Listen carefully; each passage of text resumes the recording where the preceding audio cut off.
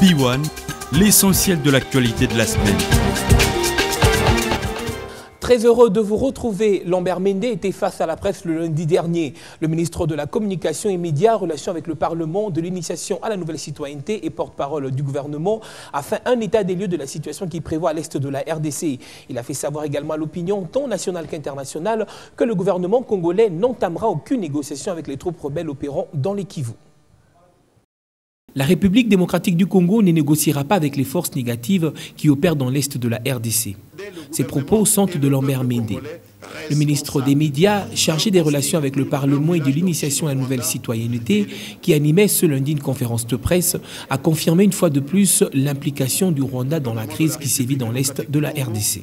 Des actions politiques et diplomatiques se déployant autour de la riposte militaire reste plus que jamais dans l'agenda du gouvernement et des institutions congolaises face à ce défi sécuritaire majeur qu'affronte notre peuple.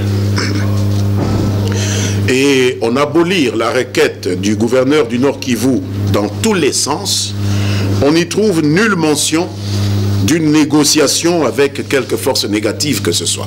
Lambert Mende est également revenu sur la réplique de Kigali au sujet du rapport accablant des Nations Unies sur les violations de l'embargo sur les armes à destination de la RDC. Le Rwanda vient de déclarer, dans sa réplique au rapport accablant des Nations Unies à cet effet, rapport que nous nous sommes fait procurer, sa disponibilité à s'impliquer dans le processus de recherche de solutions durables aux problèmes de l'Est, que ce pays voisin définit à tort comme des problèmes politiques, incluant le dialogue et la réintégration des groupes armés ainsi que la neutralisation ou le rapatriement d'autres forces négatives opérant actuellement dans la région. Le porte-parole du gouvernement a une fois de plus réitéré l'exigence du gouvernement, celle que le Rwanda puisse cesser de susciter et d'appuyer les forces négatives destinées à rendre l'Est du Congo ingouvernable. L'Église catholique a tenu sa parole. Ils étaient très nombreux ce mercredi à descendre dans la rue. Les fidèles catholiques, accompagnés de leur pasteur pour une marche de protestation contre la balkanisation du pays. Tout s'est déroulé dans le calme, comme nous le précise ici ce reportage. Acte 2 réalisé pour l'Église catholique.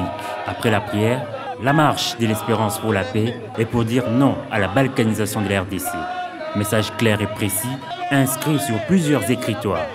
Chapelet ramon à main, bandeau autour de la tête, mêlé des chants et des bruits des sifflets, les fidèles catholiques ont exprimé clairement leur ras-le-bol.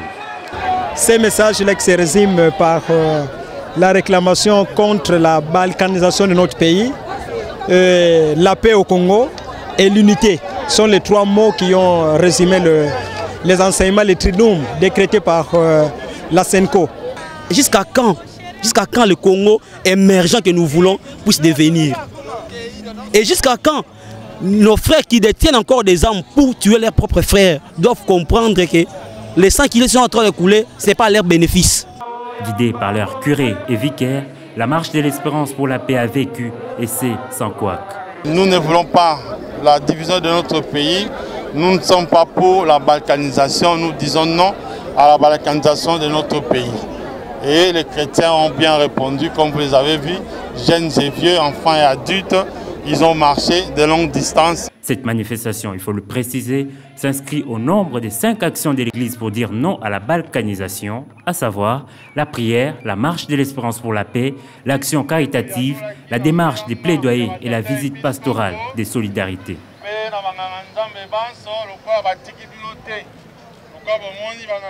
De sommet en sommet, de négociation en négociation, plusieurs traités signés. La situation à l'est de la RDC reste toujours tout aussi préoccupante, autant au niveau national qu'international. Toutes ces actions menées par des politiques, la société civile et même la population sont-elles réellement des pistes de sortie de crise? Une interrogation à laquelle tente de répondre Guilain Kabalundi. Quelle option faut-il exactement lever pour amener la paix dans l'est de la République démocratique du Congo? La question est sur bien des lèvres. Mais en attendant une solution définitive, c'est la mobilisation qui est observée dans le pays. Mobilisation d'énergie pour dénoncer la guerre et le projet de balkanisation de la RDC. Les évêques, à l'issue de leur réunion, avaient publié un communiqué non à la balkanisation et ils avaient dit qu'il faut une forte sensibilisation de la population par rapport à cette guerre qui sévit à l'est de notre pays et dont une partie de la population congolaise est victime et souffre des affres de cette guerre. Donc les évêques avaient annoncé d'entreprendre un certain nombre d'actions. Donc c'est dans ce sens-là. C'est pour dire non à la balkanisation, non à la guerre et oui à la paix. Ensuite, la nouvelle société civile du Congo, qui à travers son opération Baï Congo Batimbeli, entend grouper les efforts des Congolais comme d'un seul homme pour arriver à faire taire les armes dans l'Est. Nous allons observer à midi 1 minute de silence en mémoire de nos frères et sœurs qui sont tombés, 6 millions de morts. Au bout de cette minute de silence, nous allons siffler. Nous allons siffler, nous allons taper sur nos assiettes, nous allons taper sur nos portes, les véhicules vont klaxonner, les cloches vont se faire retentir. Tout cela pour dire aux gens que trop, c'est trop. À l'extérieur, c'est la pression exercée sur Kigali par la communauté internationale. Washington, Amsterdam, Londres et Berlin ont pris la résolution de couper des millions d'aides de dollars au Rwanda pour son soutien à la rébellion du M23. Est-ce suffisant comme condamnation contre le Rwanda? Peut-être pas. Samedi, lors d'une conférence de presse, le chef de l'État a confirmé le soutien du Rwanda au M23. Joseph Kabila a évoqué quelques pistes de solutions pour pacifier les Kivu. La diplomatie peut être une solution. De toute façon, je disais tout à l'heure qu'il y a ces 3 pistes de solutions. Militaire, politique et diplomatique, ou soit les 3 à la fois. Question brûlante, évoquée ce lundi au Conseil de sécurité de l'ONU, sur demande de la France, a annoncé la ministre française déléguée à la francophonie lors d'une conférence de presse qui venait de clore sa visite de travail en RDC. La France a officiellement demandé un briefing au Conseil de sécurité des Nations Unies. Ce briefing aura lieu lundi prochain à 15 h. Une déclaration sera négociée pour condamner clairement l'action du M23 et ses soutiens. Aujourd'hui, plus que jamais, la voix de la RDC paraît très bien entendue. Encore faut-il capitaliser cette posture pour sortir la tête haute de cette interminable crise dans l'Est de la République démocratique du Congo. Les travaux du caucus africain qui se sont tenus à Kinshasa du 1er au 2 août se sont achevés sur une note de satisfaction. Pendant 2 jours au total, les participants à ce forum ont passé en revue les défis majeurs auxquels est confrontée l'Afrique subsaharienne pour réduire la pauvreté. À l'issue de la clôture, il a été fait une déclaration finale constituant le mémorandum des participants à l'endroit du FMI et de la Banque mondiale. Bibish Goua et Lidel Kinsanki. L'unité pour le développement du continent africain, c'est autour de cet objectif clé qu'a été organisé le caucus africain 2012 à Kinshasa. Ces échanges de 2 jours entre gouverneurs des banques centrales et ministres des Finances africains auprès de la Banque mondiale et du Fonds monétaire international se sont penchés notamment sur la croissance inclusive, la création de l'emploi avec un accent particulier sur la productivité agricole, c'est au regard des espaces arabes africains. L'ensemble de vos délibérations coulé dans le mémorandum adressé à la directrice du Fonds monétaire international et au président du groupe de la Banque mondiale, constitue à ce sujet un référentiel riche qui devra à coup sûr être exploité pour le progrès économique et politique de nos pays. La nécessité pour nos pays de réaliser une croissance économique inclusive et de créer plus d'emplois exige que soit stimulée l'innovation et les technologies dans des secteurs ayant une valeur ajoutée certaine, dont notamment l'agriculture. Il en ressort que la faible productivité agricole est à la base du niveau élevé de famine et de pauvreté qui affecte nos populations. Les participants à cette rencontre ont également plaidé pour plus de financement en vue du renforcement des pôles énergétiques en Afrique, dont INGA 3. On a convenu ici de mettre en place une facilité unique pour la préparation de ces projets intégrateurs. Mais ça, c'est une grande avancée. C'est des choses qui peuvent nous profiter. Nous avons dans ces domaines-là des grands projets de Yinga 3 et Grand Yinga. Un plaidoyer sera fait dans l'objectif de faire entendre la voix de l'Afrique auprès des institutions de Bretton Woods, option saluée par les partenaires. Le plus important, c'était de voir le degré de l'unité, ce qui lie les pays africains. Ils ont parlé avec une seule voix et à notre avis, procédant comme ça, ça veut dire qu'ils seront respectés. L'atténuation de l'impact de la crise mondiale et aussi la viabilité des dettes et directives du FMI ont aussi été passées en revue. Le ministère de la Santé publique s'engage à réduire le taux de mortalité infantile et maternelle en République démocratique du Congo. Et pour bien mener cette action, une campagne pour la survie de l'enfant a été ainsi lancée par le ministre de tutelle en partenariat avec World Vision et Save Children. Cette campagne vise à amener les autorités à allouer plus de fonds au secteur de la santé, notamment pour le budget 2013. Dans le monde, le chiffre des enfants qui meurent chaque année des maladies évitables telles que la pneumonie, la malaria, la diarrhée, la rougeole, la malnutrition et les affections de nouveau-nés s'élèvent à 8 millions. Ces données ont été révélées ce mardi à l'hôtel Sultan à Gombe lors du lancement officiel de la campagne nationale de santé pour la survie de l'enfant.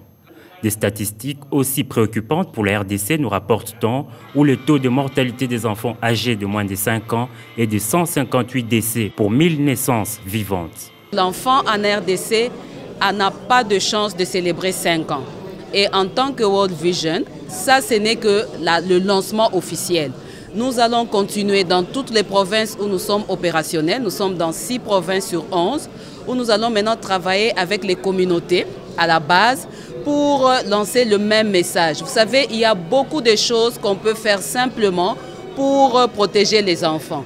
Cette campagne initiée par le ministère de la Santé publique se fixe donc pour objectif de contribuer à la réduction de la mortalité des enfants âgés de moins de 5 ans. Avant de compter sur les autres, il faut d'abord compter sur soi-même. Et par rapport à cela, il y a déjà des grands efforts que la RDC est en train de faire. C'est d'abord par rapport à la santé de l'enfant, la vaccination. La RDC s'implique efficacement et le ministère du Budget et des Finances ont accepté d'allouer. Les montants seront communiqués très prochainement. Le ministère de la Santé publique est appuyé dans cette campagne de réduction des décès évitables d'enfants par les organisations World Vision et Save Children. Cela fait près d'une semaine que les enseignants du secondaire du secteur public perçoivent leur salaire par voie bancaire. Mais seulement, ils sont près de 13 000 et ce sont donc des longues files d'attente devant les banques. Ils sont parfois obligés de se présenter à 5 h du matin, question d'être parmi les premiers à être servis. Constat de Christian Kibombe et Fiston Tawaba. Paiement des enseignants par voie bancaire, une opération saluée certes, mais en raison du nombre élevé des professionnels de la CRE, ici à la direction générale des Ecobank par exemple, cela semble dénigrant au regard des heures, voire des jours d'attente. Moi ce qui m'agace, c'est seulement l'écrasement de l'homme. Ces gens veulent nous vous montrer que nous sommes des chiffons. Et ça fait 3 jours, 4 jours, vous rentrez, il faut revenir. Hier, ceux qui étaient là, ils sont venus, on leur a donné seulement, ils ont rappelé le formulaire. On leur donne les bordereaux pour venir toucher l'argent aujourd'hui. Maintenant, ils sont là depuis le matin, ils sont là, ils ne sont pas encore servis. Maintenant, nous qui sommes arrivés aujourd'hui, depuis qu'on a rempli le formulaire, on attend, on ne sait pas, on sera payé quand. Dans leur fil, les idées en vue des procédures plus souples et adaptées ne cessent de se discuter. On doit chercher, étudier des stratégies qui vont rendre la paye facile. Au besoin, planifier aussi. Par service, par exemple, on peut planifier, on dit que on sert tel service, ça serait une bonne chose. La procédure est très mauvaise parce qu'il y a des gens qui arrivent à 20 h, à 19 h, 20 h, tout ça pour être payés. Qu'on revoie un peu la procédure. Ils nous ont promis encore que nous serons payés à la radio. Chacun de nous aura l'égoïsé, c'est 165 000 francs. Est-ce que c'est ça les salaires? 165 000 francs. Nous espérons que nous sommes dans les 180, 190. On vient, c'est l'ancien. Bon, alors pourquoi faire trimballer les gens? Ça ne sert à rien. Si c'est l'ancien salaire, continuez à payer comme à l'habitude. Quand on aura les nouveaux barèmes, comme ça on peut venir à la banque. 13 000 enseignants sont concernés par la paye dans cette banque, ce qui fait croire, sans nul doute, qu'il faudra au moins 22 jours. Après les enseignants, ce sera donc le tour des hommes en uniforme qui recevront leur solde par voie bancaire d'ici le mois d'octobre prochain. Vous l'avez suivi sur nos antennes, elle avait une lueur d'espoir. Gloria Ilunga, 24 ans, était atteinte d'une tumeur au cerveau. Son état nécessitait une intervention à l'étranger. Faute des moyens, un SOS a été lancé sur les antennes de B1 TV et vous avez été très nombreux à réagir positivement. Mais seulement voilà, le destin a décidé autrement. Gloria s'est éteinte le dimanche dernier à l'hôpital général de référence de Kinshasa. Nous l'avons suivi jusqu'à sa dernière demeure. C'est ce mercredi que Gloria Ilunga a été portée en terre. Bien avant son inhumation, les derniers hommages lui ont été rendus par les membres de famille, amis et connaissances. Tous sont unanimes. Gloria était une combattante. Effectivement, Gloria était malade sous perfusion. Elle a laissé sa maladie. Elle est venue au chevet de son papa. J'étais là. Nous sommes restés ensemble avec ce papa. Je dis, je ne peux pas laisser Gloria seule. Le papa, il est là. Elle a aimé son père. Elle a aimé sa mère. Elle a aimé tout le monde. Et je n'ai jamais entendu Gloria dire du mal des autres. Je me souviens bien, Tangu Maman Aye Aotaki Mboka. Je me souviens du retour de sa maman lorsqu'elle revenait du village. Gloria pesait de tout son poids pour réconcilier ses parents. Gloria a pesé de tout ses poids pour réconcilier son père avec sa mère. Après la levée du corps du collège Bobokoli où était exposée la dépouille, le cortège funèbre s'est dirigé vers le cimetière de Kitambo où elle repose désormais pour l'éternité. Ses frères et sœurs gardent d'elle des bons souvenirs. Elle m'avait offert dernièrement, avant qu'elle meure, comme si elle savait, elle m'avait donné sa valise. Et je pense que je vais garder ça jalousement. Elle m'avait dit qu'elle avait à me parler. Et après un moment, elle me dit qu'elle a des douleurs, on ne pourra plus parler. La seule chose qu'elle pourra me dire, c'est s'occuper de la maman. Elle m'a dit de bien s'occuper des enfants qui sont à la maison. Elle ne veut pas que maman soit à l'hôpital avec elle, le penser tourner à la maison. Oui, elle me disait toujours de me respecter, de ne pas m'habiller comme toutes les filles. Elle m'encourageait toujours que ça ira dans la vie. Quand j'ai toujours des problèmes, et même quand je suis malade, elle m'a toujours dit que ça ira. Puis c'est une fille très intelligente. La mère inconsolable. Tandis que le père qui se retenait a fini par fondre là. Elle laisse derrière elle 2 filles et 3 garçons. Jusqu'à la dernière minute de sa vie, elle y croyait toujours. Elle aurait bien voulu devenir journaliste. Voici donc une histoire de vie qui s'est achevée. Paix à son âme.